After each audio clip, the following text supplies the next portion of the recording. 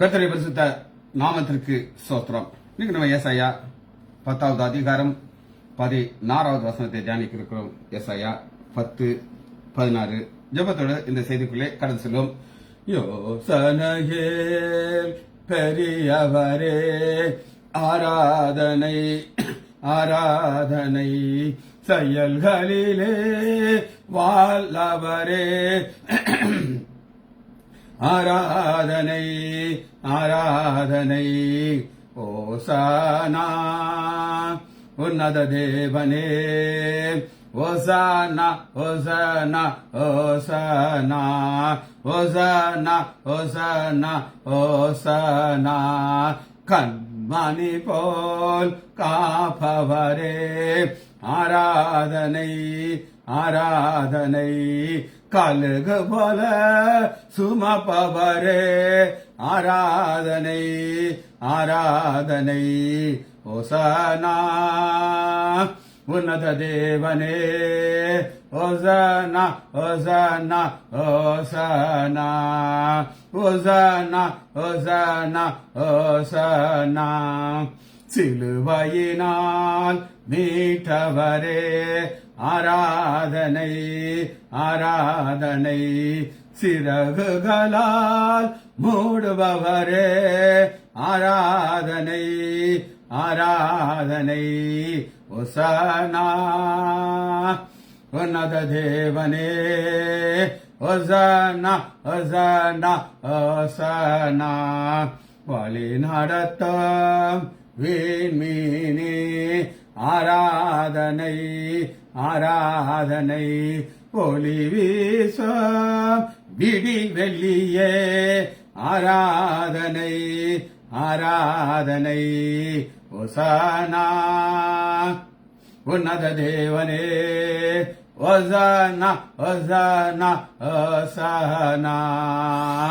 பரிசுத்தரே படைத்தவரே ஆராதனை ஆராதனை. பாவங்களை மன்னிப்பவரே ஆராதனை ஆராதனை. ஓசானா உன்னத தேவனே, ஓசானா ஓசானா ஓசானா. உறுதியான அடித்தளமே ஆராதனை ஆராதனை. விலை உயர்ந்த மூளைக்கல்லே ஆராதனை ஆராதனை. இயேசுவின் நாமத்திலே ஜெபங்கள் பிதாவே, ஆமென். கர்த்தருடைய பரிசுத்த நாமத்திற்கு ஸ்தோத்திரம். Nagarathnam Ammal praise Lord, Leela Ammal praise Lord, Janaki Ammal praise Lord, Selvi Kavitha teacher Kavitha sister praise Lord, Balasundari praise Lord, Rajesh Daniel praise Lord. ஏசாயா 10வது அதிகாரம் 16வது வசனத்தை தியானிக்க இருக்கும். ஏசாயா 10:16 நான் தான் உங்களுக்கு வாசிக்கிறேன். அதனால் சேனைகளின் ஆண்டவராகிய கர்த்தர் அவனை சேர்ந்த கொளுத்தவர்களுக்குள்ளே இளைப்பை அனுப்புவார். பட்சிக்கும் அக்னி போல் ஒரு அக்னி அவன் மகிமையின் கீழ் கொளுத்தும். சரி, ஒரு சின்ன ஒரு அனௌன்ஸ்மெண்ட் நான் சொல்லிட்டு அந்த செய்தியை கண்டினியூ பண்ண போயிடும். இன்னைக்கு வியாழக்கிழமை ஒரு செய்தி நான் சொல்லுவேன். இதுதான் இந்த திங்கள் வியாழனுடைய இறுதி செய்தியாக எனக்கு ஒரு வழிநடத்தல் இருக்கு. இனிமேல் ரெகுலர் மார்னிங் கிளாஸஸ் இருக்கும், சண்டே ஒரு செய்தி இருக்கும். ஆனால் திங்கள் வியாழன் உள்ள செய்தி வில் பி ஸ்டாப்ட். அது ஏன்னு சொல்லி நான் உங்களுக்கு சொல்லுகிறேன். அதையும் நான் சொல்லிடுறேன் எதுக்கு. இப்ப நான் எத்தனையோ செய்திகள் நான் உங்களுக்கு கொடுத்துருக்கேன். இதுல யாராவது ஒருத்தங்க இதை அப்ஜெக்ட் பண்றதாக இருந்தாங்கன்னா அவங்க என்ன செய்யணும் அப்படின்னு கேட்டீங்கன்னா, நான் திங்கள் வியாழன் சொன்ன செய்தியை கரெக்டா எழுதி எனக்கு காட்டி, இங்க பாருங்க டாக்டர், நீங்க எத்தனை செய்திகள் கொடுத்தீங்க. ஒரு உதாரணத்திற்கு காணான் ஒரு திருமணத்தை கொடுத்து நீங்க சொன்ன ஒரு 16-17 செய்தியை நான் உங்களுக்கு அப்படி பிரிண்ட் அவுட் எடுத்து காட்டுறேன்னு நீங்க சொன்னீங்கன்னா கொடுப்போம். ஆனா இல்லைன்னா அது வேஸ்ட். சரி, முதல்ல நம்ம பார்க்க இருக்கிறது என்ன அப்படின்னு கேட்டீங்கன்னா, அவர் அனுப்புவார். எதை அனுப்புவார்? சென்ட். SENT send. சலாஹ் சா லா எஸ் ஏ மேல போட்டிருக்கேன். சா லா LAH சலாஹ் அனுப்புவார். அனுப்புவார் அப்படின்னா என்ன அர்த்தம்னா, இதுக்கு லிட்டரலா என்ன அர்த்தம் அப்படின்னா ஸ்நாக்ஸ், அதாவது ஒன்னு அனுப்பி அதன் மூலமாக பிடுங்குறது. அதுதான் அந்த சலாஹ்ங்கிற ஒரு வார்த்தை. ஆண்டவர் என்ன செய்வார் அப்படின்னு கேட்டீங்கன்னா, சேனைகளின் ஆண்டவராகிய கர்த்தர் அவனை சேர்ந்த கொளுத்தவர்களுக்குள்ள இழைப்பை அனுப்புவார். இழைப்புங்கிறது என்னன்னா, அவங்க சோர்ந்து போயிடுவாங்க. இவ்வளவு வசதியா கொளுத்து போயிருந்தோமே, அதான் சலாஹ். இது நீங்க எங்க பார்க்கலாம் அப்படின்னு கேட்டீங்கன்னா, ஆதியாகமம் 32வது அதிகாரம்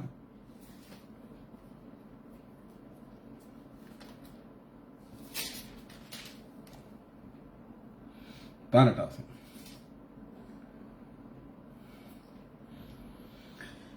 அனுப்புவார். இங்க யாக்கோபு அண்ணன் ஏசாக்கு கிஃப்ட அனுப்புகிறார். சலாஹ் 32 பாதி நட்டு. நீ இவன் வேலைக்காரன் சொல்றாரு, என்ன மேட்டர் நீ சொல்லணும் ஏசாட்டான, இதுவும்போது அடியானாகிய யாக்கோபு அடியது ஓனர் ஆஃப் யாக்கோபு தான் அனுப்புறாரு. இது ஆண்டவராகிய அடியனாகிய யாக்கோபு தளர்த்திட்டார், ஏசாவை உயர்த்துகிறார். ஆண்டவராகிய ஏசாவுக்கு அனுப்பப்படுகிற வெகுமதி சலாஹ். ஆதியாகமம் 38:20.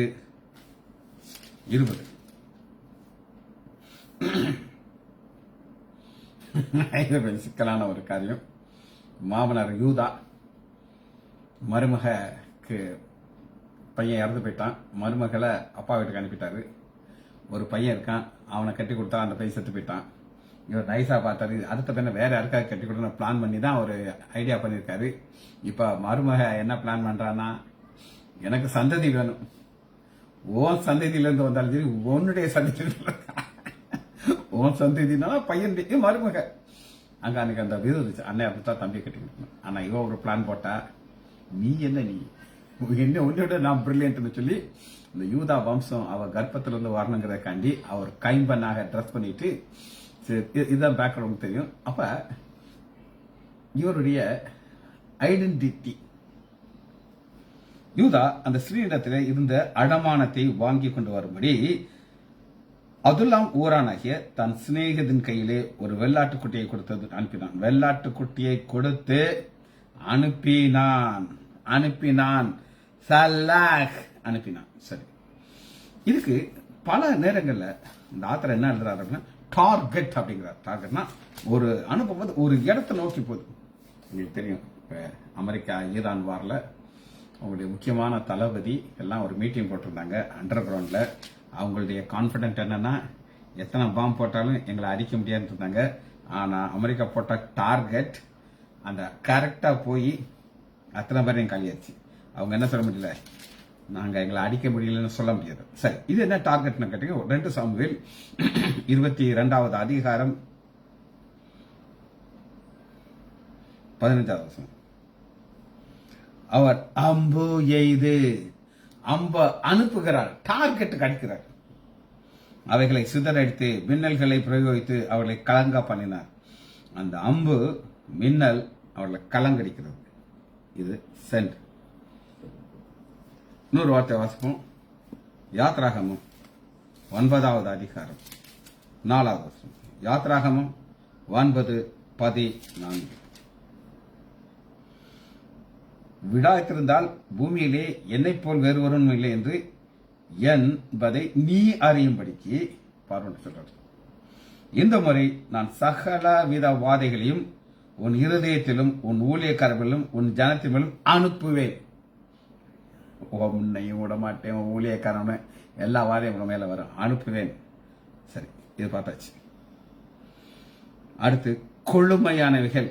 வசந்த வாசிட்டா 10வது அதிகாரம் 16வது வசனத்துல, சேனைகளின் ஆண்டவராய் கர்த்தர் அவனை சேர்ந்த கொழுத்தவர்களுக்குள்ளே ரிச் பீப்புள், கொழுத்தவர்களுக்கு ஃபேட், FAT ஃபேட், ஃபேட்டுக்கு பிட்டாஸ், P-I-O-T-E-S, Pietos, P-I-O, Pietos, T-E-S, Pietos, கொளுத்தது. இது கிரேக்க வார்த்தை, அதனால இதை நீங்க புதிய ஏற்பாட்டில் பார்க்கலாம். வாசிப்போமா? மத்தேயு 22வது அதிகாரம்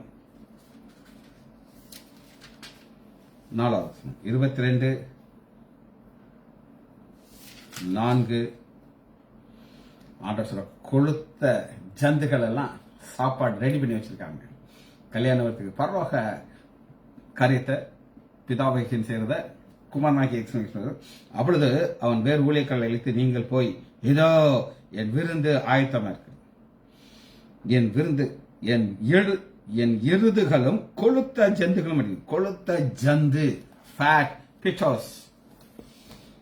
நம்முடைய ஹேபிட் எப்படி இருக்கும் அப்படின்னு கேட்டீங்கன்னா, எங்கேயாவது ஒருத்தங்க சாப்பாடு போட்டிருக்காங்க அப்படின்னா, நம்ம ஒரு நான்வெஜ் சாப்பிட்டா தான் அது ஒரு சாப்பிட்ட வேண்டிய திருப்தி இருக்கும். ராஜேஷுடைய அம்மா பல வருஷத்துக்கு முன்னாடி அவங்க வீட்டில் ஒரு ஃபங்க்ஷன் வச்சிருந்தாங்க. ஒரு வீட்டு ஏதோ ஒரு ஃபங்க்ஷன், என்னென்ன ஞாபகம் இல்லை. அப்போ என்கிட்ட கேட்டாங்க, என்ன மெனு போடலாம் ஐயா அப்படின்னு கேட்டாங்க. நான் சொன்னேன், பாருங்க, வர்றவங்க ஆசையாக வருவாங்க, நீங்கள் சும்மா அந்த தயிர் சோறு இதெல்லாம் போடக்கூடாது. ஒரு சிக்கன் குழம்பு வச்சு வெறும் ரைஸ் வைங்க, சூப்பராக இருக்கும். அதெல்லாம் ஒரு கூட்டு வைங்க, அதை வச்சா எனக்கு பிரச்சனை கிடையாது. அம்மா அதே மாதிரி ஏற்பாடு பண்ணாங்க. ஒரு சிக்கன் குழம்பு, ரைஸ், மக்கள்லாம் ஹாப்பியாக சாப்பிட்டுட்டு போறாங்க. அதான் கொளுத்தது. நமக்கு அது நான்வெஜ் ஃபுட் தான் கொளுத்தது, அதான் ஃபேட். மகிமையை கொளுத்து. மகிமை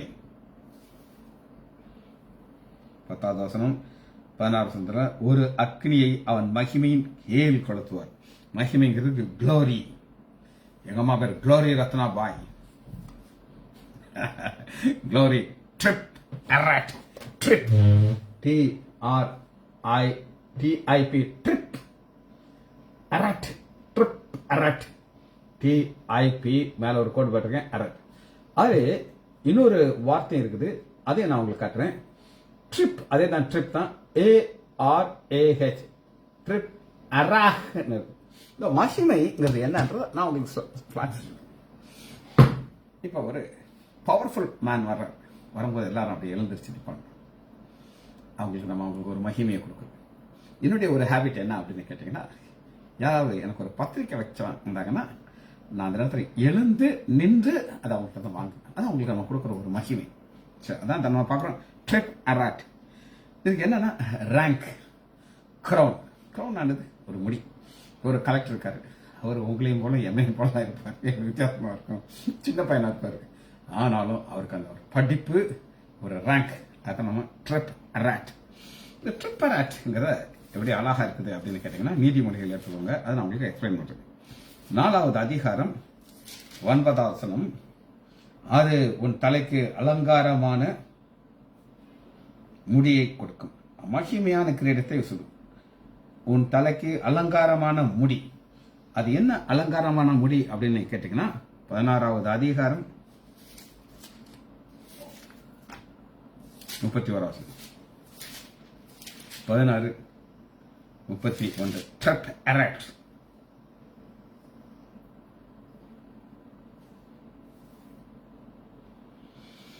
நீதியின் வழியிலே உண்டாகும் நரை மயிரானது மகிமையான. நரை மயிர் என்னுடைய தம்பி விமலேஷ் லைசான் ஒரு அருமையான ஒரு அருமையான ஒரு சோகமான ஒரு காரியத்தை எங்களுக்கு சொல்லிட்டு இருந்தார்.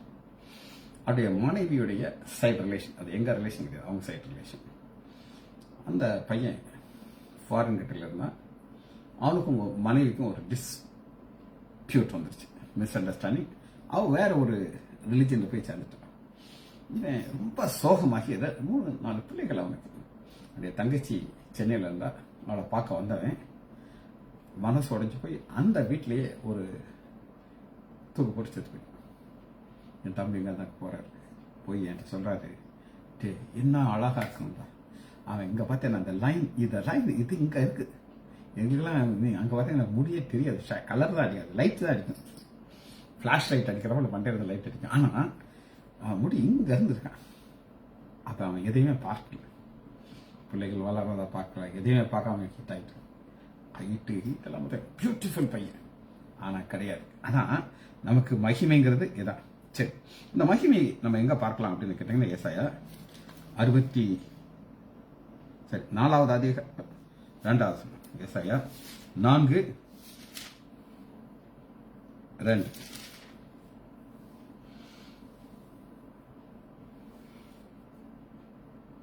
சரி, 4:2 கரெக்ட்.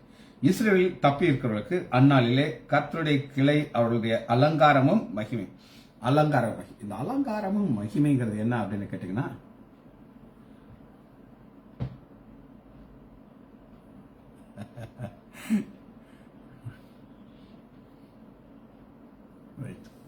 சரி பாப்போமா, என்னென்ன பாப்போம் உங்களுக்கு. இது நான் உங்களுக்கு சொன்ன ட்ரெப் அரட். கடைசி ஒன்று பார்த்து நம்ம அதை முடிக்க போதும், அது எரிச்சிடும். பர்ன்ஸ்க்கு சராப். கடைசியா சராப் பார்த்து முடிச்சோம். பர்ன்ஸ் SA மேல ஒரு சராப். மேல எண்ணிட்டுங்க. சராப். RAP rap. சராப். இந்த சராப்ங்கிறது என்னன்னா அழிக்கும் வல்லமை உள்ளதா சராப். ஆதியாகமம் 15வது அதிகாரம் 17 வசனம். 15:17. சூரியன் அஸ்தமிப்பது காரில் உண்டாச்சு. இதோ புகைகிற சூளையும் அந்த துண்டங்கள் நடுவே கடந்து போகிற அக்னி ஜுவாலையும். இந்த அக்னி ஜுவாலை அழிக்கிற வல்லமை உள்ளது. இது பார்க்கணும். இது உடன்படிக்கையாக நம்ம பார்க்கிறோம். நியாயாதிபதிகள் எடுத்துக்கொள்வோம்.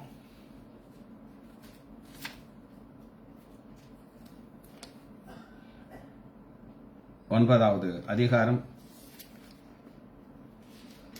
20வது வசனம். 9:20.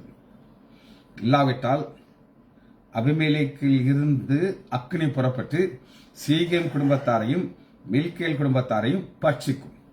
சீகேம் குடும்பத்தார் பட்சிக்க அழிச்சு. இந்த குடும்பத்திலிருந்து ஒரு கோபம் வந்து அந்த குடும்பத்தை அழிக்கிறத அக்னியாக வேதம் காட்டுகிறது.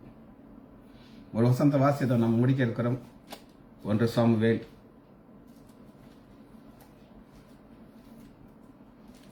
30வது அதிகாரம் 1 வசனம். தாவீது சவுலுக்கு பயந்து ஓடுகிறாரு. அவர் இல்லாத நேரத்தில் சிக்லாக்ல என்ன நடக்குது அப்படின்னு கேட்டீங்கன்னா, தாவீதும் அவன் மனுஷன் 3ஆம் நாளில் சிக்லாக் வந்து சேர்ந்து அமலேக்கியர் தென்புறத்தில் சிமியில் வந்து சிக்லாக் மேல் விழுந்து சிக்லாக்கை கொள்ளையடித்து அதை அக்னினாலே சுட்டெரித்து. சரி, நம்ம லாங்குவேஜ் பார்த்தாச்சு. இப்ப வாசனத்துக்குள்ள நம்ம கடந்து போகிறோம்.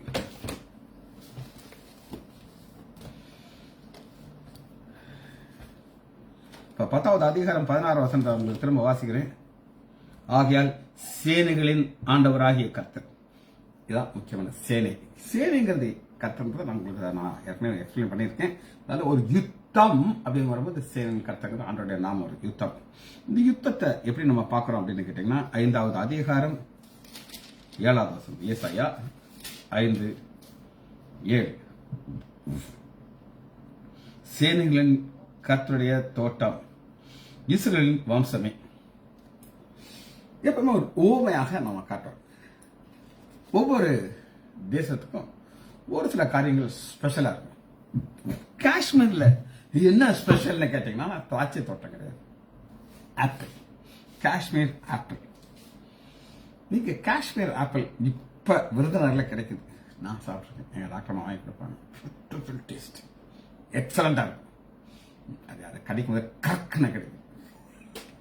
அப்ப காஷ்மீர்ல வர்ற திராட்சை கிரேப்ஸ் அது ஆப்பிள். ஆனா இங்க இஸ்ரேல் தேசத்துல வெயில் ஜாஸ்தி இருக்கும். இங்க என்ன அதிகமா வளரும் அப்படின்னா திராட்சை தோட்டம். இந்த திராட்சைங்கிறது அவர்களுடைய அன்றாட வாழ்க்கையில அது ஒரு அடித்தளமான ஒரு காரியம். அவங்க என்ன செய்வாங்கன்னா, இந்த ஆப்பிள் திராட்சை ஜூஸ் அத 2 டைப் வச்சிருப்பாங்க. ஃப்ரெஷ் ஜூஸ் வர்றவங்களுக்கெல்லாம் குடிப்பாங்க. ஆனா அதே நேரத்தில் குழி தோண்டி உள்ளதுக்கு வச்சுருவாங்க. அது லேசா ஃபர்மெண்ட் ஆயிருக்கும். அது அவங்களுக்கு ஒரு சின்ன ஒரு கிக் கொடுக்கும். இது ஒரு அடிப்படையான காரியம். அதை ஆண்டவர் என்ன செய்றார் அப்படின்னு கேட்டீங்கன்னா, 7வது சேனை கர்த்தருடைய திராட்சை தோட்டம் இஸ்ரேல் வம்சம் அதனுடைய வேலியை எடுத்து போட்டுருவாங்க. அது பாதுகாப்பை எடுத்துறார். பாதுகாப்பை எடுக்கிறதுனால 17 வசனத்தை நம்மளுக்கு வாசிக்கிறேன். அப்பொழுது ஆட்டுக்குட்டிகள் கண்ட இடங்கள்லாம் கொளுத்தவர்கள் நடுவிலே பாலாய் போன நிலங்கள், இந்த கொளுத்தோட ஃபேட் அந்த வாட்டுக்காக நான் காட்டுறேன். அது இப்போ பாலாய் போயிருக்கு. சில காரியங்கள் பார்த்தீங்கன்னா, ஒரு சில குடும்பம் நல்லா ரிச்சா இருந்து கம்ப்ளீட்டா ஒண்ணும் இல்லாம நான் கண்ணால பார்த்துருக்கேன். ஒரு குடும்பத்துல பேர் சொல்ல மாட்டேன், அவங்க பெரிய கோடீஸ்வரர். அவங்க வீட்டுக்கு எங்க அப்பா விசிட்டுக்கு போவாங்க. அப்ப என் தகப்பனார் போக முடியாது, என்னைய ஒரு நாள் போச்சுனார். நல்லா வயசானவர். அப்ப அதுக்கு ரொம்ப டவுன் ஆகிருக்கு ஸ்டேஜ். அவர் என்கிட்ட சொல்றாரு, தம்பி டாக்டர்லாம் என்ன சொல்ற, நான் கண்ணுக்கு முன்னாடி வளர்ந்த பசங்க நாங்கெல்லாம், தம்பி நாங்க பாக்கு கோட்டா எங்கள்கிட்ட இருந்துச்சு. இந்த மாதிரி 4 பேர் தான் விருதுல இருந்துச்சு. எனக்கு சிலோனுக்கு இன்னொரு 3-4 கண்ட்ரிக்கு நான் அனுப்புறதுக்கு எனக்கு கோட்டா. நான் இங்க இருக்கிற பாக்கு ஃபுல்லா வாங்கி அனுப்பி ஏகப்பட்ட பணம் சம்பாதிச்சோம். எங்களுக்கு ஒரு நாள் கெட்ட நேரம் வந்துச்சு. கவர்மெண்ட் நினைச்சாங்க, இவனுக்கு எதுக்கு கோட்டா கொடுக்கணும், யாருனாலும் அனுப்பு. நாங்க இப்போ ஒன்றும் இல்லாம ஆகி போயிட்டோம். இதுதான் அந்த அழிவு. கொளுத்தவர்கள் இன்னும் நல்லா பார்த்தீங்கன்னா நிறைய பழைய பில்டிங் இருக்கும். ஆனா இப்ப பெயிண்ட் கூட அடிக்காதபடி இருக்கும். பரதேஸ் செய்யறாங்க. சரி, இது தேவனுடைய திட்டம், காட்ஸ் பிளான் அப்படின்னு அதை நான் சொல்றேன். இது எப்படி காட்ஸ் பிளான் அப்படின்னு நம்ம பார்க்கறோம்னா, ஏசாயா 14வது அதிகாரம் 24வது வசனம். நான் நினைத்திருக்கிறபடியே நடக்கும், நான் நிர்ணயித்தபடியே நிலை நிற்கின்ற நான் நினைத்து ஆண்டவர் ஒரு திட்டத்தை வச்சிருக்கிறேன். என் வாழ்க்கையில் நான் உங்களுக்கு சொல்றேன், நான் 2 இடத்துல ரட்சிக்கப்பட்டேன். ரட்சிக்கப்படும் போது அதுக்கு முன்னாடி மனம் போல வாழ்வேன். உலகத்தை எவன் சொன்னாலும் கேட்கக்கூடாது. ஒரு தடவை எங்க அண்ணன் தம்பி ஏதோ எடுத்து சொல்லிட்டாச்சு, எனக்கு பிடிக்கல. நான் உடனே கையில காசு வச்சிருந்தேன். அந்தால ஒரு பஸ்ல ஏறி ஒரு ஊர்ல போய் பார்த்துக்கிட்டேன். என் மனைவி வந்து கேட்கிறா, என் மாப்பிள்ளை எங்க? 2 பேரும் திருத்தம் முடிக்கிறாங்க. இது சொன்னீங்களா? அதாவது அப்படி ஒரு யாரையுமே மதிக்கிறது கிடையாது. இப்ப பாத்தீங்கன்னா டைம் நீங்களாம் ஒரு 2 நிமிஷம் லேட் ஆயிடுச்சு, எழுதுற கொஞ்சம் டிலே ஆயிடுச்சு. அப்ப எனக்கு கவலை ஆயிடுச்சு, நம்ம 2 நிமிஷம் லேட்டா சொல்றேன் அப்படின்னு சொல்லி. அது தேவனுடைய திட்டம். நான் உங்க முன்னாடி உட்கார்ந்துருக்கேன். அவர் நினைத்ததுதான் நடக்கும். 27வது வசனம் தமிழ் வாசிக்கிறேன். 14:27. சேரிலின் கர்த்தர் இப்படி நிர்ணயித்திருக்கிறார், யார் அதை வியர்த்தமாக்கும்? அவருடைய கை நீட்டி இருக்குது, யார் அதை திருப்பார்? இது அவருடைய பிளான் மாற்றம். 2வது குறிப்பு. 3வது குறிப்பு 29வது அதிகாரம் 23வது 29:23. அவன் என் கரங்களின் செயலாகிருந்து. யார் அது? தண்டாயுதமாக வைத்திருக்கிற ஒரு ராஜா, பாபிலோன் ராஜா. எந்த ராஜாவும் அவருடைய கையில் இருக்க தண்டாயுதம். தன் பிள்ளைகள் தன் நடுவிலே காணும்பொழுது என் நாமத்தை பரிசுத்தப்படுத்துவார்கள். யாக்கோபின் பரிசுத்தரை பரிசுத்தப்படுத்தி இஸ்ரவேலுக்கு பயம். அப்ப ஒரு வெப்பன் ஆண்டவர் யூஸ் பண்ணுகிறார். அவன் வந்து இந்த கொளுத்து போனவங்க கீழே தீய வைக்கிறான். வங்கியெல்லாம் காலியா போச்சு. அவன் நினைப்பான், இவன் வந்து எல்லாத்தையும் பிடிங்கி கொண்டு போயிட்டான்னு சொல்லி. இது 3வது குறிப்பு. 37:6. ஏசாயா 37:6. அப்பொழுது ஏசாயா அவர்களை நோக்கி, அசிரியா ராஜாவின் ஊழியக்காரர் என்னை தூஷித்ததும் நீர் கேட்டதுமான வார்த்தையினாலே பயப்படாதையும். பாத்தீங்களா, ஏசாயாட்ட வந்து ஆண்டவர் சொல்கிறாரு, பயப்படாத. நீ பேசுறான்ல, கொஞ்ச நேரத்துல நான் ஒரு தேவதூதனை அனுப்பேன், 1,00,000 பேர் அடிச்சு காலி பண்ணிடுவான். ஒவ்வொரு நைட்ல எல்லாம் முடிஞ்சிடும். இவன் அவங்க கடவுள் கோயிலுக்கு போவான், அங்க அவங்க பையன் வந்து காலி பண்ணிடுவான். அதனால பயப்படாத. இப்ப ஆண்டவர் பிளான் நடக்கும். இது காட்ஸ் பிளான். இது நீங்க எங்க பார்க்கலாம் அப்படின்னு கேட்டீங்கன்னா, 2 நாளாகமும்